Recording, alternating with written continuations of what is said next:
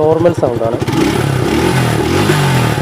Sound മാറ്റേണ്ട ആവശ്യമൊന്നുമില്ല, normal sound തന്നെ നല്ല സൗണ്ടാണ്. പിന്നെ നമുക്ക് മോഡിഫൈ ചെയ്യാം. ആദ്യം ബൈക്കിൻ്റെ ഡിക്കി തുറക്കുക, സീറ്റ് തുറക്കുക. സീറ്റ് തുറന്നിട്ട് സാധാരണ എല്ലാവരും സൗണ്ട് മോഡിഫൈ ചെയ്യാൻ വേണ്ടി എയർ ഫിൽറ്റർ ഊരി മാറ്റുക ചെയ്തത്.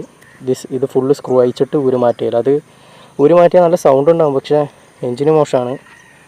എഞ്ചിന് വേഗം തകരാറും വരും. പിന്നെ നിങ്ങൾ കമ്പനിക്കാർ വേണ്ട, പിന്നെ നിങ്ങൾ എഞ്ചിൻ്റെ വാറൻറ്റിയും പോകും.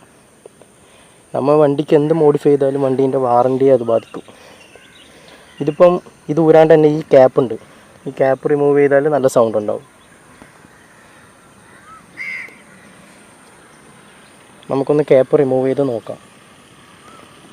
നോർമൽ സൗണ്ട് ഞാൻ നേരത്തെ കേൾപ്പിച്ചു, ഇനിയിപ്പം ക്യാപ്പ് റിമൂവ് ചെയ്തിട്ടുള്ള സൗണ്ട് കേൾപ്പിക്കാം. അതാണ് എയർ ഫിൽറ്റർ. ഇത് ക്യാപ്പ് റിമൂവ് ചെയ്യുമ്പോൾ എയർ ഫിൽറ്ററിനെ അധികമായിട്ട് ബാധിക്കുന്നില്ല എഞ്ചിനെ, അതുകൊണ്ട് തന്നെ തകരാറ് വരാനുള്ള സാധ്യത വളരെ കുറവാണ്. നമുക്കിപ്പോഴത്തെ സൗണ്ട് ഒന്ന് നോക്കാം.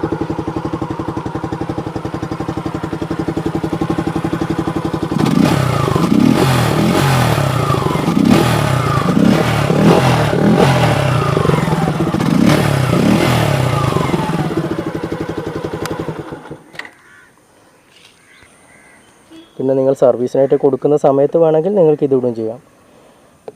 എപ്പോൾ നിങ്ങൾക്ക് സൗണ്ട് ആക്കി ഷോ ആക്കാൻ തോന്നുന്നത് അന്നേരം ഊരുക, അല്ലാത്തേരം എടുത്തിടുക. ഇടാൻ വലിയ പ്രയാസമൊന്നുമില്ല, അങ്ങനെ അവിടെ ഇടുക. Okay, thanks for watching my video. Subscribe ചെയ്ത് ചേട്ടന്മാരെ, ജീവിച്ച് പോകാനാ.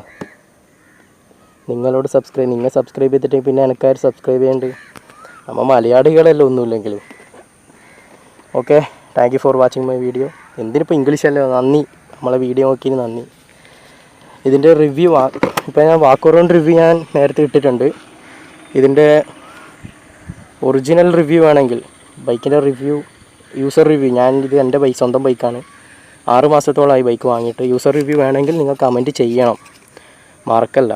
നിങ്ങൾ നമ്മൾ സപ്പോർട്ട് ചെയ്യും, പിന്നെ നമ്മളാരും ഇപ്പോൾ സപ്പോർട്ട് ചെയ്യണ്ട. നിങ്ങൾ എന്ത് കളിക്കുന്നിങ്ങനെ സബ്സ്ക്രൈബ് ചെയ്തിട്ടെങ്കിൽ വേഗം പോയി സബ്സ്ക്രൈബ് ചെയ്യും. ഒന്നുമില്ലെങ്കിൽ നമ്മൾ ഒരു നാട്ടുകാരല്ലപ്പാ.